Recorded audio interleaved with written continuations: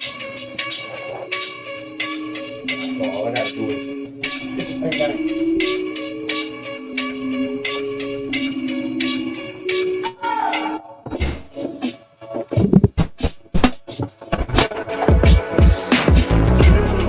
right now say I want Josh Taylor and get the Josh Tayller fight. Cause he's A-grade, bro. That's right.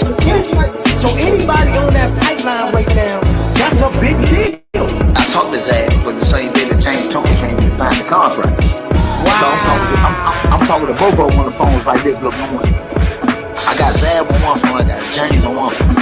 What's Crawford gonna do before? He's gonna beat Sean. Everybody listen, he's gonna beat Sean. He's gonna beat Sean. He's gonna beat Sean. I'm glad Coach had that clip up and all those that trying to tell me. Yeah. It's the biggest day. Yeah. I'm saying he's gonna lose. Yep. You know what I'm saying? Yeah. A lot of people in the group that's the receipts. I said the guys that picked on what I think what they're my interest. Right there. Bill's putting some points on the board, huh? Alright, just drop it down there. There it is. All right, man. Welcome to Let's Talk Sports, y'all. If you have not, please smash that like button. Subscribe. Facebook, YouTube, Twitter, and Let's Talk Sports, y'all, aka The Apostle. Today, I got a very special guest. Matter of fact, I can't give him justice, so I'm gonna let you introduce yourself. All right. Everyone knows me as Instructor Lee. I'm the owner of Champion Solutions Firearms Services here in the DMV, and an avid sports fan and brother to AKA right here. All right, man. And matter of fact, I didn't even put the right ticker up. Let me get that ticker up so people can see what we got going on over here. Let's Talk Sports and with the firearms instructor. Explain to them what we got going on while we're here. Yeah, so you're talking about in terms of firearms, all like this? Special with Let's Talk Sports. Okay, yeah. So this is the Let's Talk Sports special. You'll see the information on the ticker going across the screen. If you put in the special discount code, which is hashtag LTSY, you get a significant discount just by coming through this platform. Make sure you like it, subscribe it, and share with your friends and family so that everybody can be safer and protected during these wild times that we're in. You got to put it on the ticker over there. These are not going to do it from this slide. It's already in there. Going across the street. I don't see it on there. Oh, okay, you know what? I can't. We're just going to go ahead. All right, so first topic we're going to talk about is yesterday's wild one with the Cowboys and the Baltimore Ravens. We're going to dive into the game before we get into all the speculations of the Cowboys pointing fingers. Is the season over with? We're just going to dive into the game. So starting in the game, what did you see during the game? What was your thoughts on the game and what happened? Well, as a lifetime Pittsburgh Steelers fan, I was miserable watching the Ravens win that game. Dallas seemed to start the game off just with the wrong game plan, the wrong strategy. But to their credit, they have something to build on. The Cowboys have something to build on because they didn't quit in the game and they fought through the final whistle.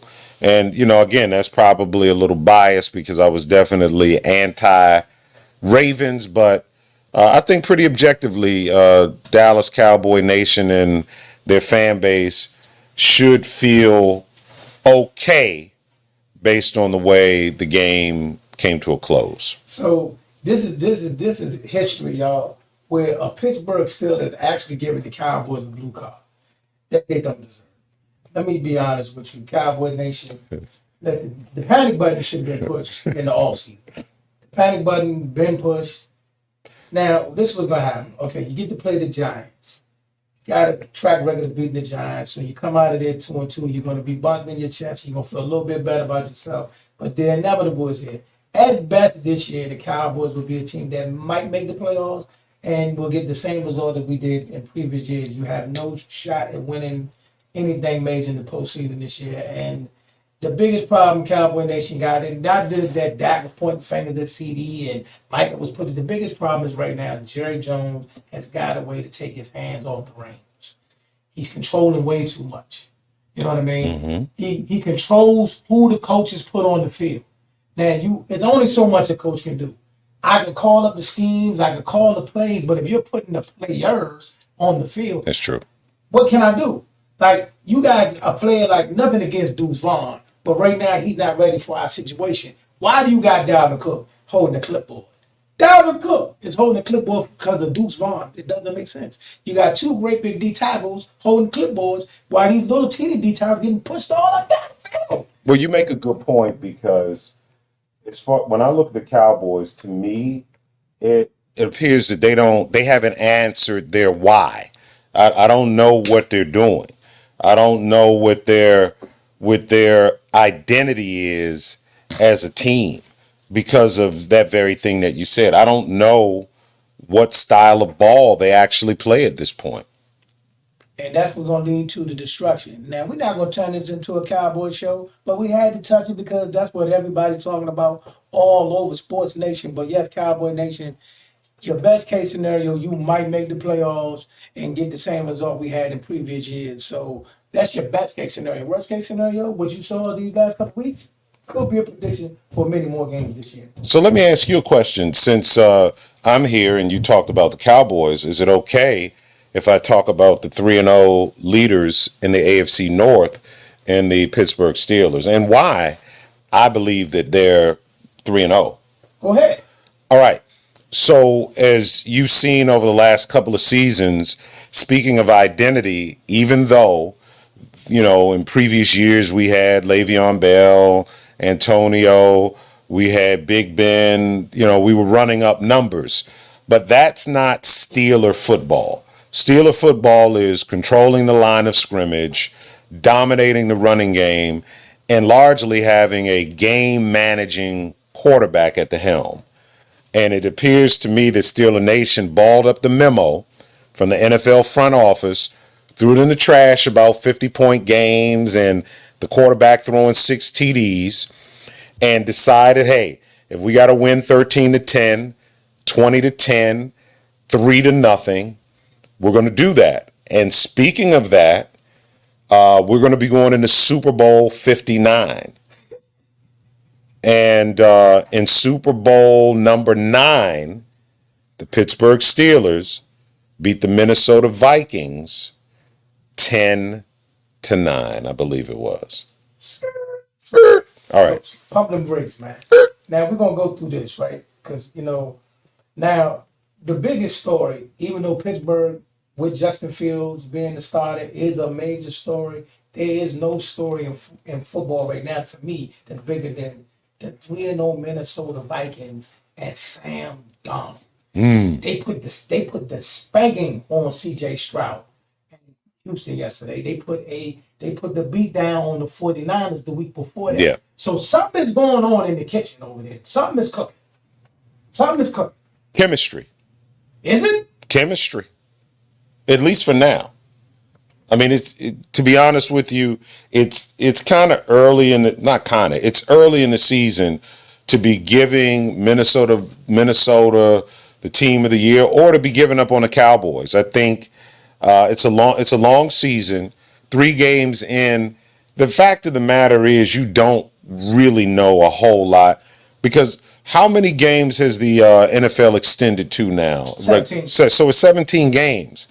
So a lot can happen over a 17-game season. So if I'm the Dallas Cowboys, if I were you fans, Dallas Nation, I would say, hold on to hope.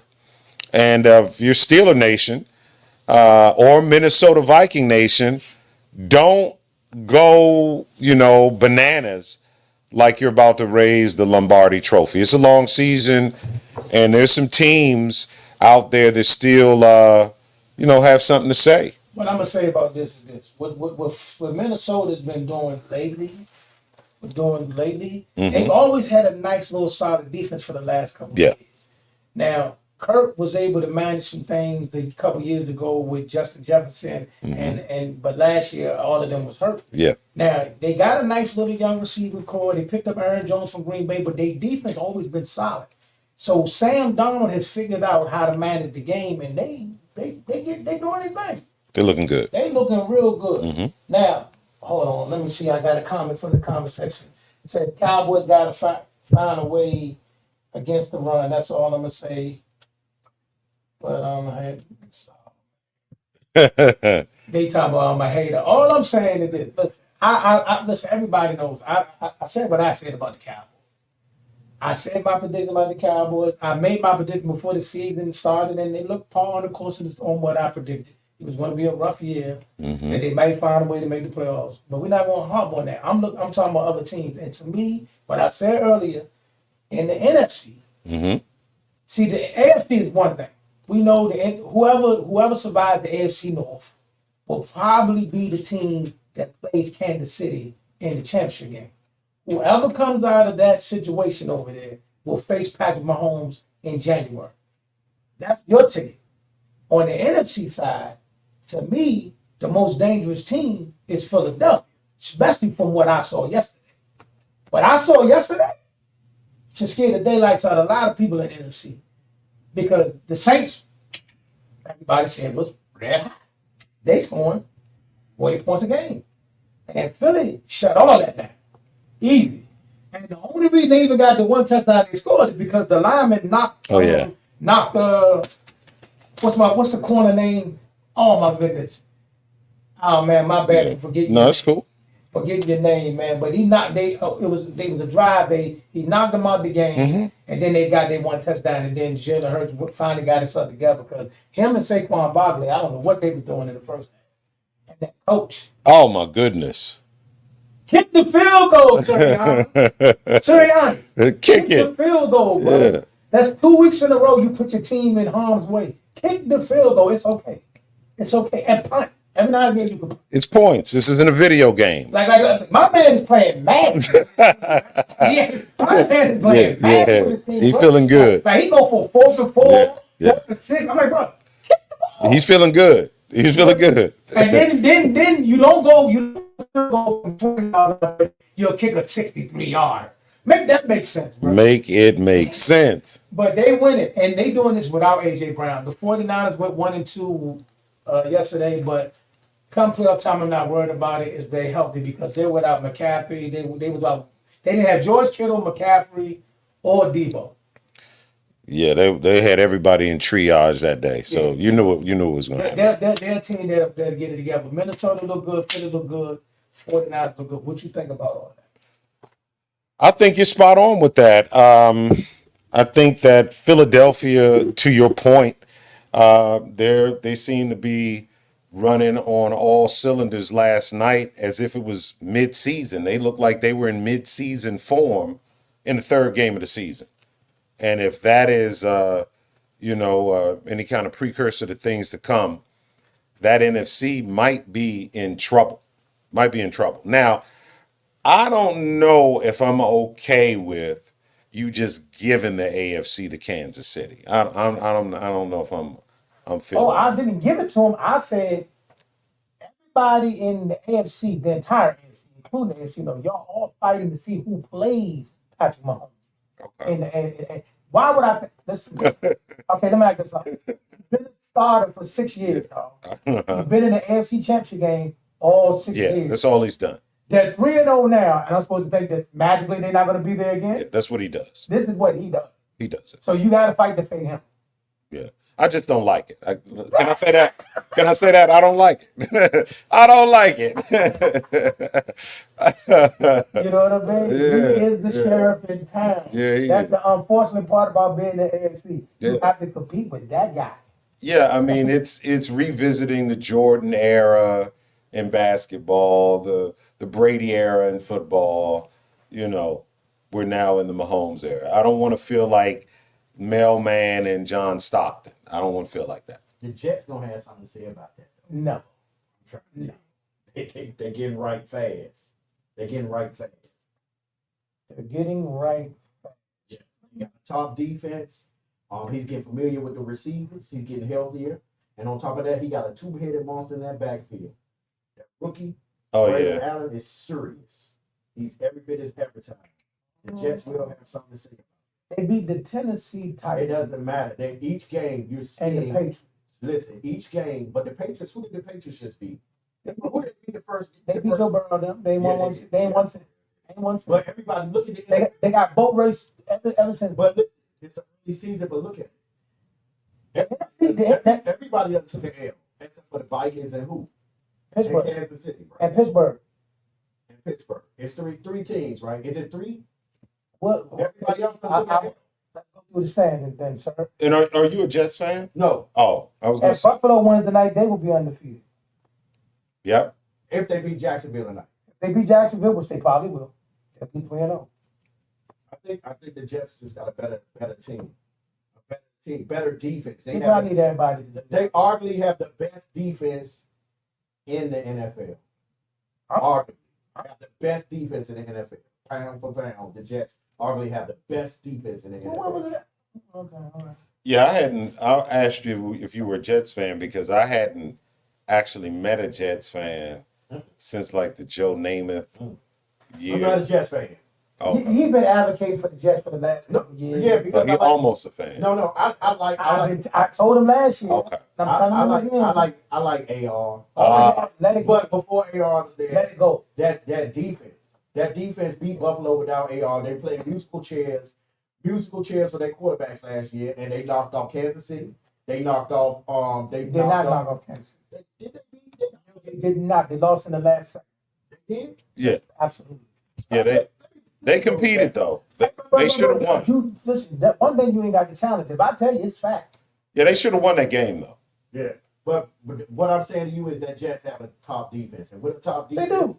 And a great running game, a two-headed monster in that running game, and probably one of the best receivers in the league.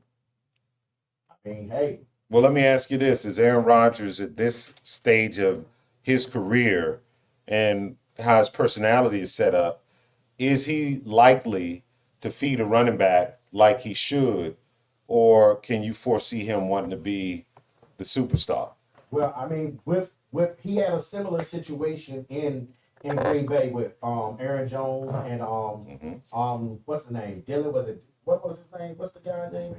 Well, AJ Dillon. Yeah. Yeah. Well, he had that similar situation with your bruiser with Brees Hall, which can catch, but also that rookie. That rookie can catch it out the backfield. He can take it for 80 yards.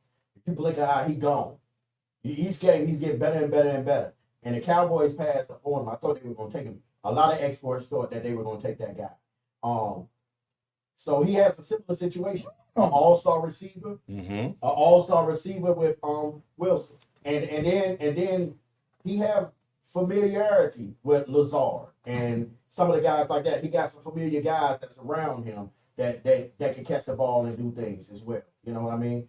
So I just think he has, with that defense, he don't have to go out and put up 40, 30 points a game because of that defense that he has. Let me ask you a question.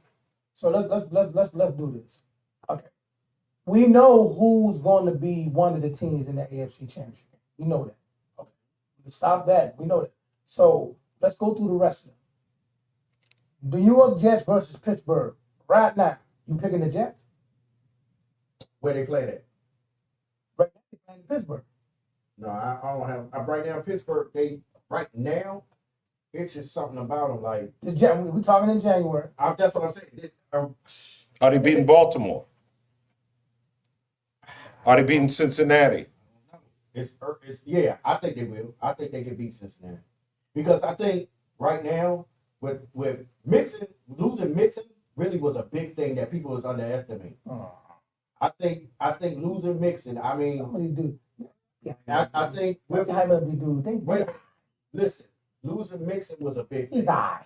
And anyway, and I think with the wide receivers, I don't know. I don't know with Higgins, will he stay healthy? I don't know if Chase gonna stay healthy. If they healthy, they formidable.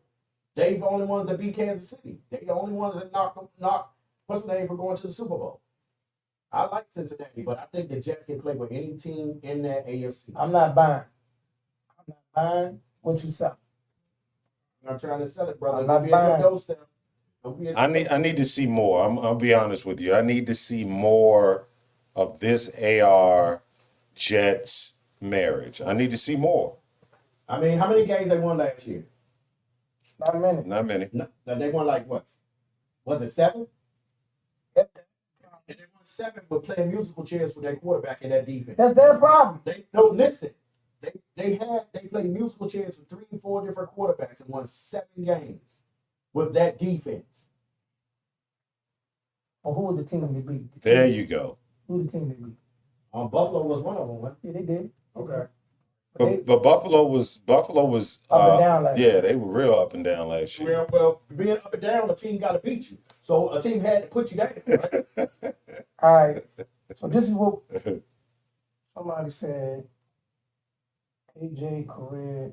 Oh, they talking about. We about to get into that anyway. Yeah, We about to move on to boxing right now, y'all. yeah. About to move on to boxing. This weekend, we had I want to say it's an upset.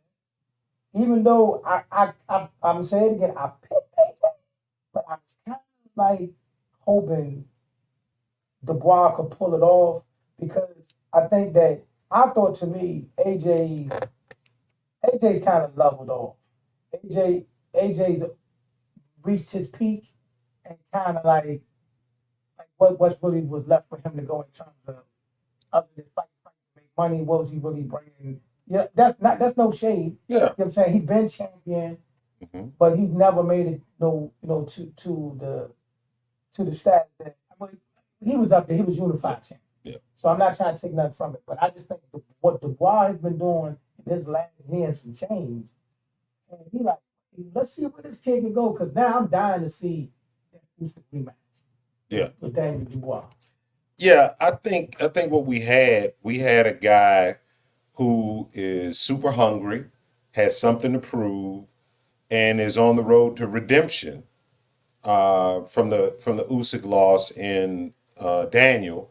And I think we got a guy who's used to sleeping in satin pajamas, being on private jets, and having a sponsored life in AJ.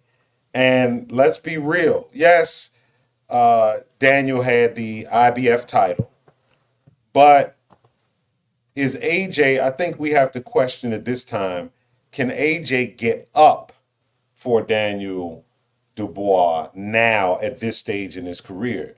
And clearly, if you don't get up for him, you're definitely going to lay down in the ring with him. And he put him down and out because I just don't think that the passion, the fire, the hunger to fight Daniel Dubois was there. I saw it in his body language and his style and his lack of defensive responsibility and his lack of attention, sticking out his tongue. That's not the AJ we know. AJ doesn't stick out his tongue and showboat on that level. That's not who we know him to be. What you think? I mean, it happened so fast. I'm going to say this, yo. AJ fans, I know y'all want him to run it back and that he can get it back. Honestly, what I want y'all to do, I want y'all to convince him to leave it alone. Really? Not the fight game, leave that young boy alone. Don't run it back. You don't have. Listen. He's beatable. He is beatable. Okay, here's the thing. Daniel Dubois is hungry. Yeah. He's a young, hungry lion. Mm-hmm. The desire for where he want to go and the desire for where AJ want to go is not matching. See what I'm saying? Because it wasn't, the fight wasn't competitive, y'all. No. The fight wasn't competitive. He dropped you in the first round. He pummeled you from round 1 till finally he knocked you spark out. Mm-hmm. See what I'm saying? So the fight happens again. Do I think he can do it again? Yes. I think he'll make it shorter. He that young boy. And you know, it was rumored he robbed him before. In sparring. Right. Yeah, it was rumored that. And some would suggest that he fought like a guy who had been stopped by a guy before as well. Right. That's what some people, would speculate. So my question for y'all is this: so now that you got rocked in sparring, stopped in real life, you think you're going to fight him again? Is something going to be different? I mean, The definition is to keep doing the same thing, expect something different. Yeah, well, he also has the tape to see what he did wrong. I mean, the world saw what he did wrong Saturday. He had his hands down against a 250-pound heavyweight. It doesn't take a lot if you're a heavyweight to get put down. And if you do want to get put down, you better make sure. What did Mark Jackson say? Hand down, man down. That's what happened to AJ. I'm gonna say this again, man. I'm gonna revisit something real quick. As much as I like this guy, and I'm glad he did what he did to Fury. Mm-hmm. He can make a good argument. Daniel Dubois should have had his hand raised. Well, let me give you something on Let's Talk Sports. In reference to that Usyk Daniel Dubois controversial shot, I've looked at everything. You cannot find any clip either in the locker room or in the center of the ring that the referee explicitly said what a legal shot was. Nowhere in the locker room or in the ring did he say, right here on the belt line is good, this is low. So what we ended up having, we had a shot get landed on Usyk, and in real time, without ever giving explicit instructions, the referee is now making a call based on subjectivity instead of the hard and fast rule that he said, because he never gave belt line instructions. Never gave belt line instructions. Anybody in the comments, give me some receipts if I'm tripping. But nowhere did he say what a legal shot was. So the fans can, go back and forth on it and debate, but hey, he never said that place where Dubois hit him was legal. But to be fair, he never said it was illegal either. I'm gonna say this again, y'all. I know it's clear Let's Talk Sports got major love for Alexander. Mm-hmm. Love, we jumped and shot it for what he did against Tyson Fury. Beautiful. Hashtag run it back. I got him stopping Fury when everybody's calling me crazy for this again. I got him stopping Fury in the rematch. Once he beats Fury, run it back with Dubois. What would you rather see? Would you rather see Usyk Fury or Usyk Dubois? Right now? Right Dubois. now. Me too. Right now, Dubois. Me too. I want to see Usyk Dubois. And I'm going to be honest with you. After seeing Tyson Fury against Francis Ngannou and against Usyk, I really don't want to see Tyson anymore. I don't. He looked flat. He looked disinterested. He looked uncommitted. I really don't. I see a guy that looks like he's got 1 foot in the game and 1 foot out. Mm-hmm. I will only push back on that is this. You're right to that assessment. That's true. He did lose his hunger. He got to hanging out with the Versace shirts on and partying at the beach and all that. You're right about that. But what I will say is this. He did his homework. He did his homework for that Usyk fight because everything that he needed to do to win the fight, he did it. That's what I'm saying. He went to Usyk's body. He landed the uppercut. Everything he did, Usyk matched him. And that's where it went wrong.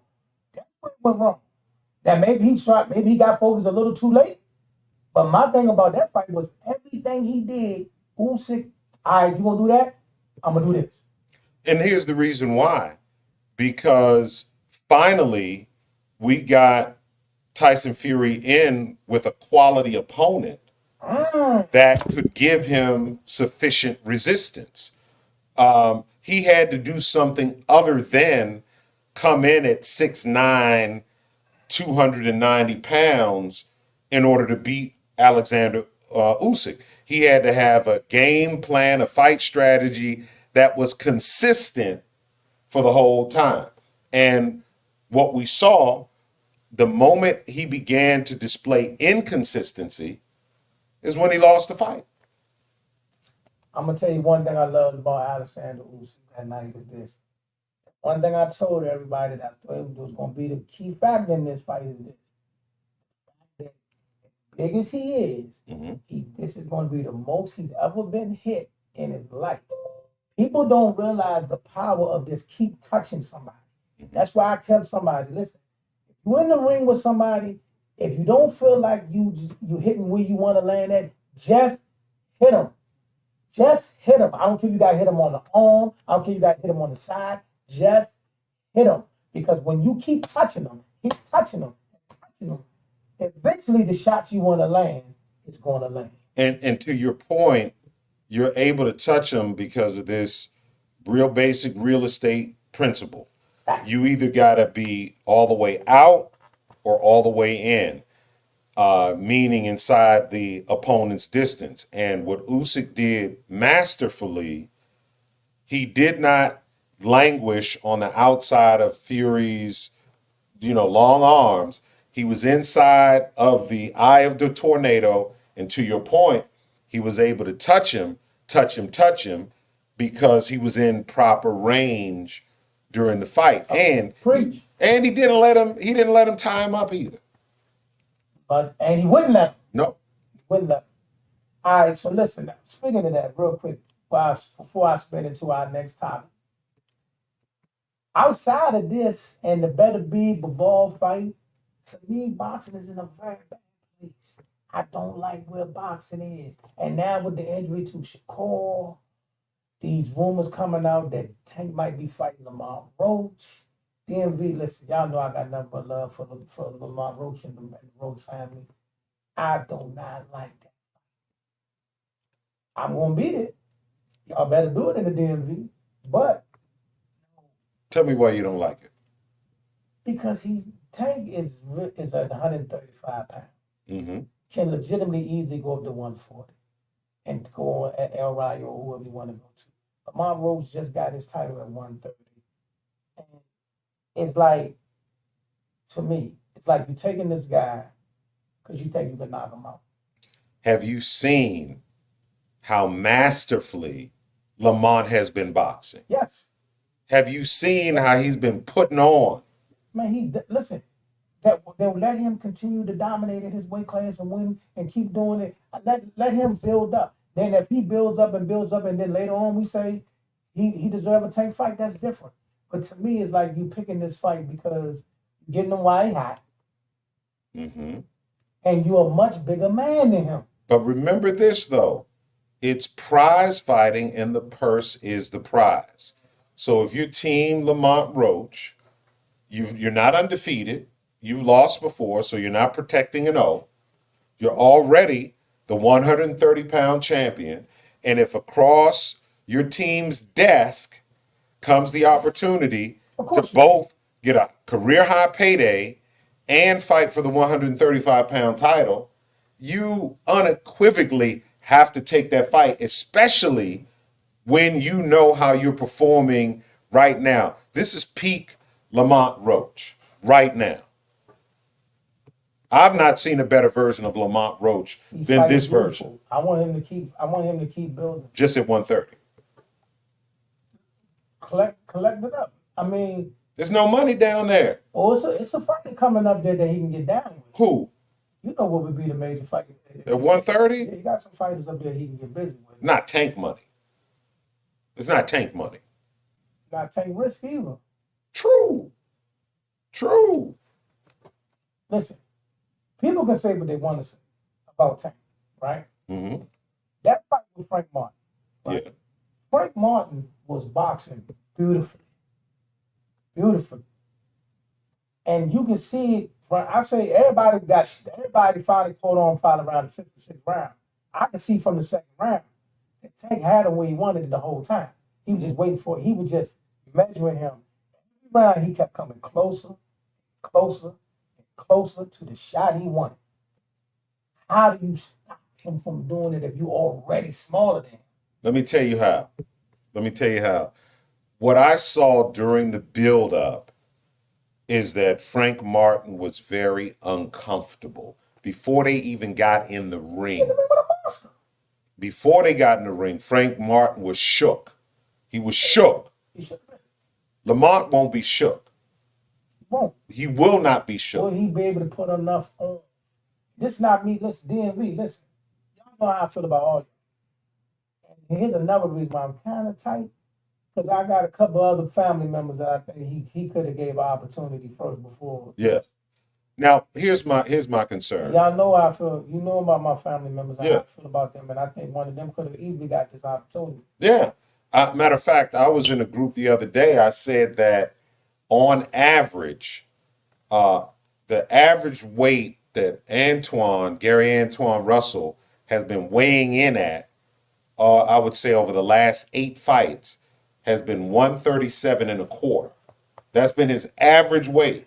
Now, the last fight or so, he came in at 139 and a quarter. But 137 and a quarter is not that far from 135. And, that or Mr. Gary Russell Jr., even though he's not peaking and at his prime, but... Why Lamont Rose couldn't fight him? Huh? Why couldn't that be a fight? Lamont Rose and Gary Jr. Yeah, but here's the thing. If you're Team Roach and you got a choice between Tank and Gary Russell, you're going to go for the money. You're going to go for the money and the prestige right now. Now, as well as I do, when Mr. Gary Russell Jr. was at 130, everybody and their grandmama sidestepped him and then called him Mr. Inactive. You can't sidestep somebody and call him Mr. Inactive. Can't do it. Right. Don't make sense. Here's my thing, and we're gonna leave it at that. Yeah. But y'all know I gotta be neutral in this one because, like I said, I got a number of love for the Roaches, and of course, y'all know I got a relationship with Calvin and them up there too. For sure. So I'm neutral. I just don't like the fight. When I talk to Calvin, I don't like this fight. But hey, that's neither here nor there. Now, I do think Lamont will likely have problems keeping Tank off of him because even at 130, it's not like he's super cracking. And he's not a puncher. Yeah, he's not. That's what I'm saying. That's Frank's biggest problem. Frank was doing his thing. Yeah, boxing on it, but his power wasn't affecting. Listen to me. You gotta have either some pop or super boxing skills to beat this dude. You ain't got no pop or no superb boxing skills. He's going to get to you. You know what I'm saying? Yeah. So I'm going to leave it at that. Okay. This is one of the reasons why I've been covering the sport I'm about to cover so much, which is the WNBA, which is a frenzy right now. If you check the algorithms of YouTube and all over and Twitter, you'll see that the WNBA is trending like crazy. This Kate o'clock thing took a whole mind of its own, and it's really going to get even worse after these playoffs. But however, she got the unanimous Rookie of the Year. And for all the Angel Reese fans out there, it's true. She should have been a unanimous MVP. How do you feel about the choice for the MVP? The MVP or Rookie of the Year? Rookie of the Year and MVP. How do you feel about that? Oh, I think both of them are factual. Okay. It's clear cut.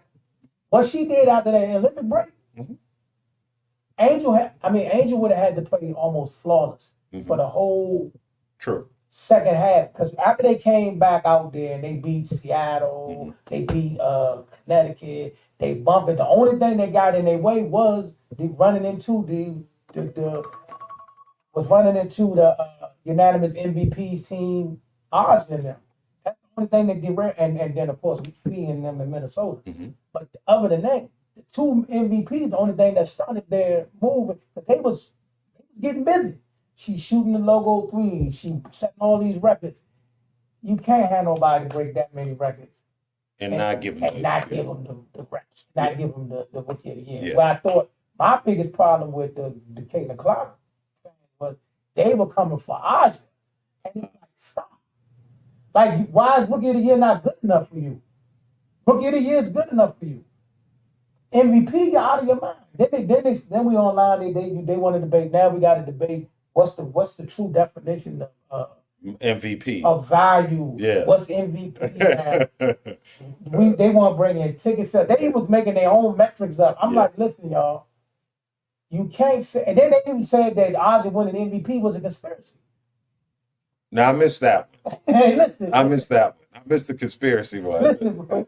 I'm like, listen, you cannot say, listen, so that's what I said. So then, because I became a Twitter, I was being a Twitter troll. I'm going back with these, I'm going back and forth with them. I'm like, no, I'm not going for this. Because y'all know I don't play by odds. Yeah. So I'm shooting, right? So I'm like, I said, make this make sense to me.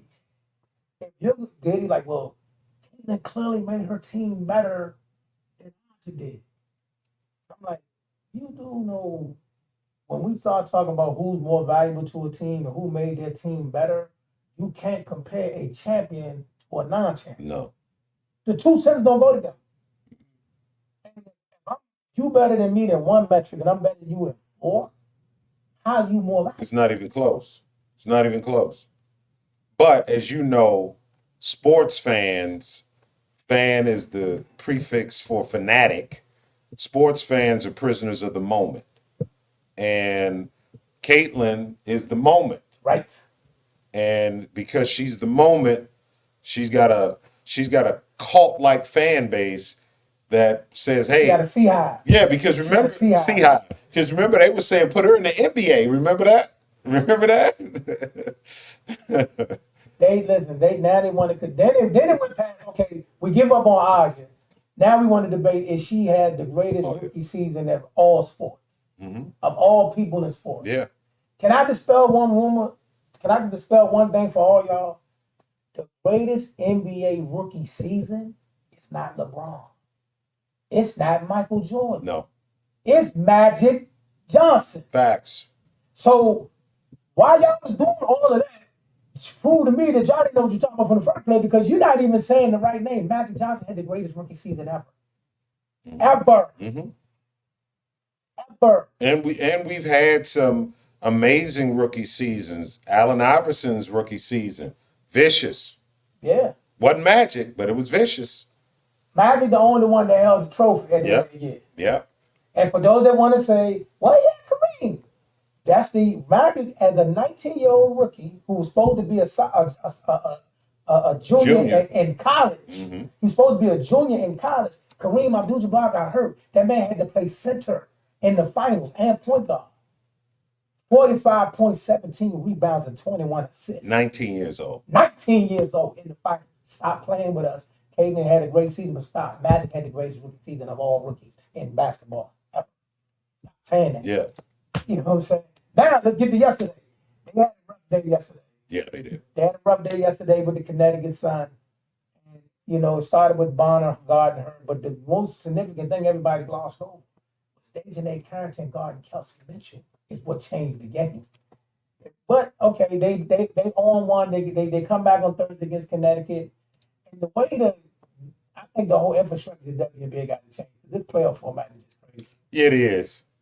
If they plan on, because they just entered a big deal with a couple of big TV deal, right. Big streaming deal. They're going to be on the Oculus and VR. If they plan on surviving, they must reformat their playoff system. They got to. I mean, basically, the WNBA is an extension of college. Yeah. They play 40 minutes like college. Yeah. They instead of doing one game eliminations like college, they give you 3 games. I mean, at least 3 out of 5. Yeah. I'm cool with it not being 7 games because to me, even the NBA, that's too many. I think 7 games is too much. Yeah. I mean, you know what I mean? Have it beat a team 4 times and all that. I mean, 3 is fine. Yeah, that's enough. I'm cool with 3. Give teams a couple chances to play in their building and all that. But the way the WNBA is set up, you play the first 2 games at home for whoever the home team is. Oh yeah. And if you win them 2, it's over. You don't even get a chance to play a home game if you don't win one of the road games. That's how the NBA used to be set up. Remember the NBA had best 3 out of 5 at first? Yes. Mm-hmm. But man, at least get him. Can you? I mean, you should at least give him to play one home. Like if you ain't the better team, you get smoked. Y'all didn't even get a home playoff. It's a wrap. You gotta earn your way to play a home playoff. People's couldn't come out even to see you play. But yes, the Caitlin Clark effect was real. Yeah. But I'm gonna say one more thing about Oz. If there was an NBA player that led the league in points, rebounds, blocks, and second in steals, what would y'all be saying about that player today? And if you would say that about that player in the NBA, say it. Yeah, you'd be saying GOAT status, GOAT season. That's what you'd be saying. What you'd be saying. And if they win it this year. Because on an NBA level, you know who that's comparable of statistically? Hakeem the Dream Olajuwon. You remember how many games Hakeem had triple doubles and points, rebounds, and blocks? That was the dream. That's what he did. And he was a dynamic passer, interior passer. Speaking of him, man, I'm gonna say this, man. I would never forget the night when they started the Western Conference Finals, and they announced that David Robinson had won the MVP over him. They shouldn't have done that. Bad. That was a bad day for Dave. They set Dave up. I've never seen nobody do that to another dominant player. He gave that man 44, 41. I mean, he torched him. Demolished David Robinson, bro. Then went to the finals and treated Shaq like a newborn baby. Yeah. See, people don't realize how vicious that man was. You know what I mean? Yeah. And a lot of people don't know that Kobe, LeBron, Melo, all of them went to his camp to learn their post moves from Hakeem Olajuwon. And they still going to this day. They still going. Still going.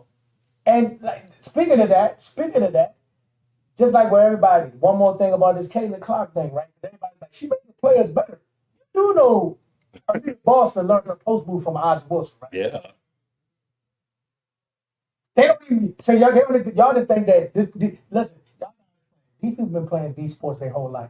But I will say this, in Caitlin's defense, if you got a player like that can spread the floor. Oh, she's dynamic. Yeah, the passing lanes are open, the cutting lanes are more open. So technically, you could argue that not in terms of their individual skills, but in terms of spacing, movement, motion. She is the engine that made the whole thing go.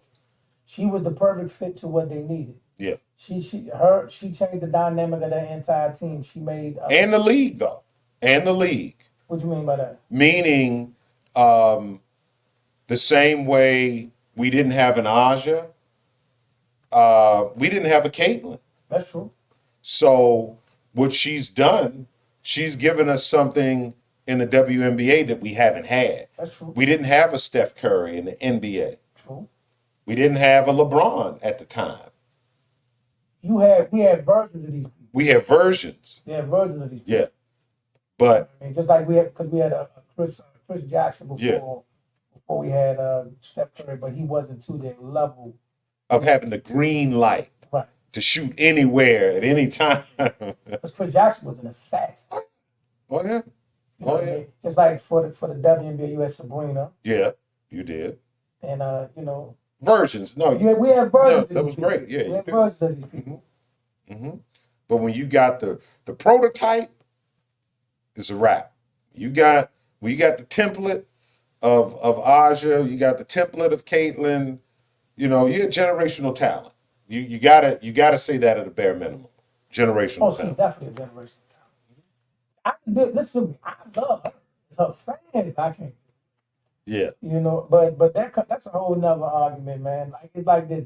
We it's all sports talk. Speaking of sports talk, this is Let's Talk Sports, y'all. If you have not, please share, like, subscribe to the channel on YouTube, Facebook, Twitter. You know what I mean? And we definitely, check out the ticker going across. We got a new partnership with Champion Solutions Firearms Services. That is. You know what I mean? And but she's definitely a generational talent. But the clickbait world that we're in right now, sometimes, those of us that just want to give y'all the straight Like I changed how I was gonna start my show today. I don't start my show with the Cowboys, but since everybody else was talking about the Cowboys, Why not, right? I said why not? Well, listen, before you go, let me ask you this though, because you mentioned about boxing not being in a good place. Well, not, but what do you think? Because we got a couple of things popping back to back. We got Keyshawn Davis headlining his own main event card in Norfolk, November the 8th. The next night in the city of brotherly love, Philadelphia, Pennsylvania, we got Jerome Boots Ennis fighting a rematch against Karen. Is it Chukamunga? We're not going to mess up his name, but we're going to say Karen, which was Boots's IBF mandatory. Now, the only reason why I bring Boots up, because I feel the same way about Boots that you do about Caitlin. Love Boots Ennis. His fan base, they something different. Boots' fans are something different. But Boots, to me, is the truth. And I'm glad that he's not fighting this fight in Germany and he's able to fight him in Philly. And as much as it's criticized, let me give a positive spin on it. He's got another opportunity to sell out the Wells Fargo Arena in Philadelphia. He's got another opportunity to right some of the wrongs that he did when he fought the guy. Even though he shut him out for 12 rounds, he got hit with some ridiculous shots that he shouldn't got hit with. If he stops the guy in front of a sellout arena, a sold-out arena on the zone, he positions himself, number one, as someone who's defended his world championship twice, and in my opinion, should be now looking uphill at the 154-pound division. I hate this fight. You do? Another one of the reasons why. Love this opportunity for Keyshawn. He put the time in. He's been fighting Shakur cards and things like that. So getting the opportunity to bring it back home for his people. We're gonna do our best to be there. That's a great thing. So I'm cool with that. But I'm noticing a trend. I've seen all the back and forth with the Normans and all the back and forth what people saying about, with not being satisfied with the fights Eddie Hearn is getting for Boots. I seen a big dust up with him and Devin Haney the other day. I said years ago, I have nothing against none of these people. But until I see him produce something major for one of these for one of these black fighters, I'm not stopping them. Okay. Now, you got Boo Boo, you got Farmer, you got Boots, and you got Devin Haney, which Devin Haney did do good, but Devin Haney, his undisputed run came on Top Rank. Because of Eddie Hearn, though. He still had to go to Top Rank to get it done. Because of Eddie Hearn, though. Yeah, you got me to the door, but see, the point is, why couldn't? Let me tell you why. Tell me, please. Because Bob Arum wasn't attempting to do a network split with Eddie Hearn. So if Eddie Hearn and Bob Arum did it together, they would have had to split the revenue, the network revenue. Bob Arum wasn't interested in doing that.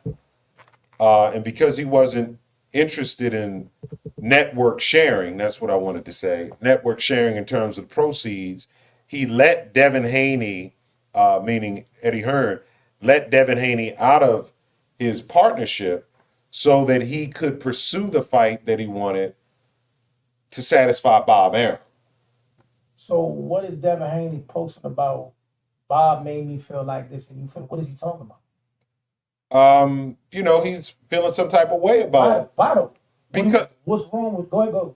Because remember, post Ryan Garcia, Eddie Hearn was feeling some type of way about that fight with Garcia. You saw immediately, it seemed like he was way disappointed in Devin's performance. And I think that Ryan Garcia fight altered their relationship a bit. But I don't see how people can condemn Eddie Hearn about a mandatory that the IBF is enforcing on Jerron Boots Ennis. I can't see that. All right, here's my thing.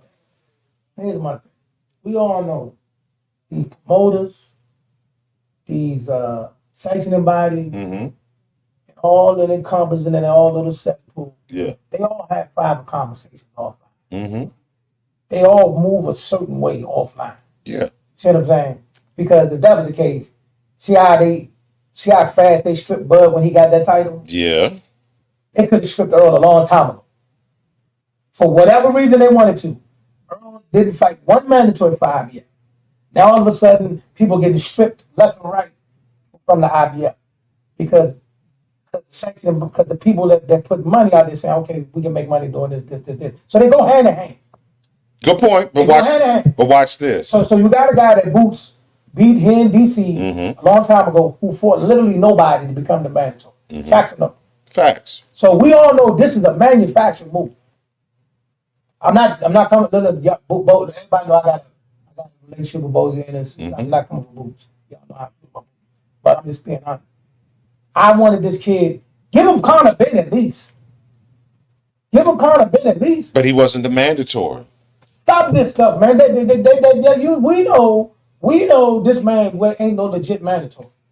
I mean, on paper, he's the mandatory. And if your job as the promoter is to get the man a world championship and protect that championship until he moves out of that weight class, you gotta fight this guy. And the reason that you're not paying step aside money and all those things is because you haven't made any money with Boots.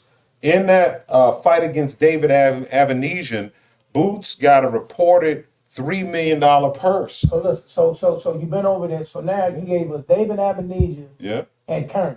Yes, sir. Is this good work? Yeah. If you give me $3 million to fight David Avanesian as a prize fighter, All right, listen. That's good work. That's good. Yeah, he getting good money. Good work. Here's the thing is this.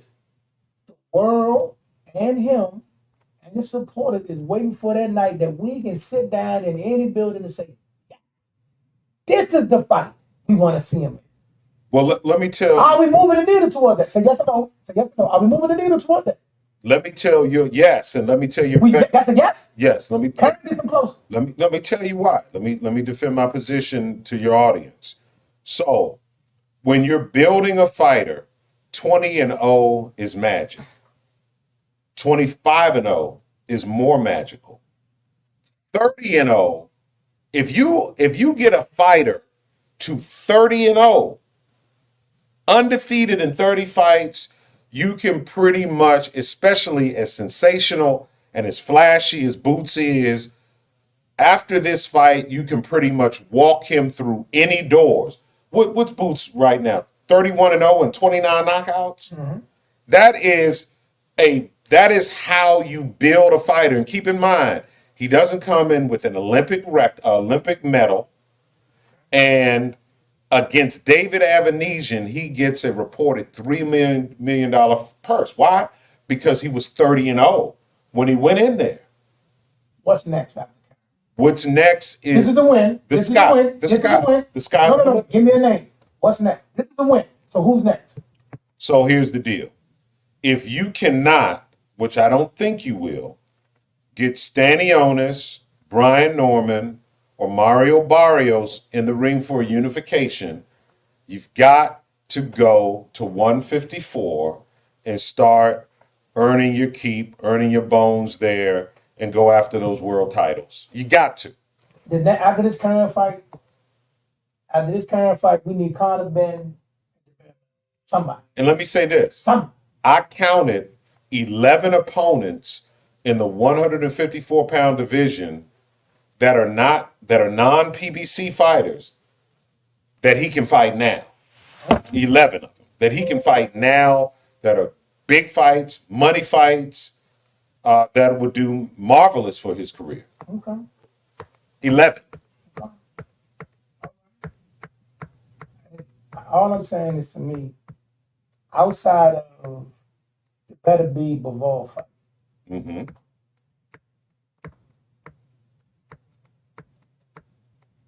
See that awkward silence?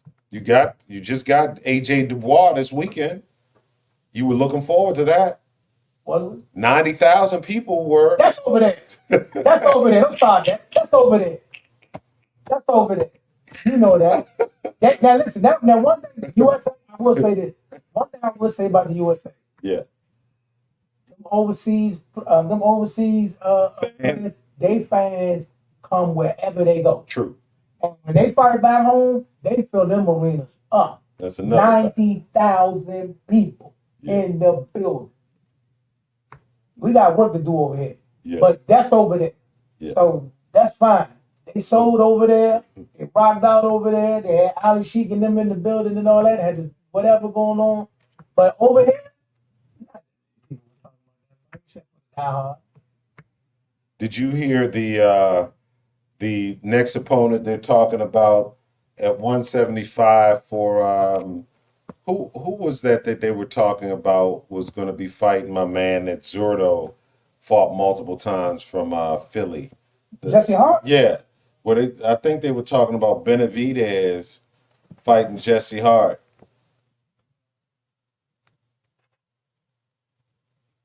Love Jesse Hart. Yeah. I love Jesse Hart. Jesse Hart is a go-getter. He come to boogie. He's seen better days. He come to boogie. And he with my man Hackett, Greg Hackett. Yeah. Shout out to Hackett. What's up, Greg? I mean, if it go down, it go down. Yeah. I see y'all, and a lot of these things is I can't really say much because of my relationship with these people. Because I got a relationship with Benavidez too. Yeah. So I mean, but let it go on.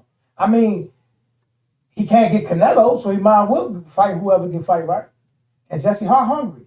Jesse Hart is always is a throwback that he'll fight an alligator if you put him in the ring with him. Why doesn't Benavidez say Morrell's name in the same weight class, same promoter? I'm gonna be honest with you. For those, it's a lot of people that say they did after Morrell got performance said they didn't want that fight. I thirst that fight. Me too. I want to see Morrell and let's get it. Yeah, why not? Let's get it. They both interim championship. Let's get it. Let's get it. Let's get that fight. I'll take that fight. Yeah. I like that fight. I like both of them. I like that fight. We can make something shake. Yeah. Yeah, because what it is, should Bivol prevail, Canelo says he wants him. Should Beterbiev prevail, Turki Al-Sheikh says he wants Jay Opadiah and Beterbiev. And so... Look at my man. Look at my man. Yeah. He don't want to fight. It better be when he don't want to fight him. Respect. But if the ball win, fight him. So watch this. You won't fight Benavidez, but he went up there to try to get the win of that fight. But if the ball win, the rightful man that should be up next for that fight is Benavidez. But you're gonna come take that fight from him. But you won't fight. I got 2 words for you though. Shot caller. That's what it is. Shot caller. All right. So this is what we're gonna do, y'all. We're gonna go ahead and get out of here. We're gonna let my man tell us where you can find them. Yeah. Tell them about our new situation and Again, I'm Instructor Lee from Champion Solutions Firearms Services. You can follow me on IG at CS Firearms Services, Twitter, now X at Real Champs 3K. As you look at the video, as you review it, you'll see a ticker. If you are interested in firearms training, licensing, self-defense training, visit the website at champsfs.org. And don't forget to use the discount code #LTSY,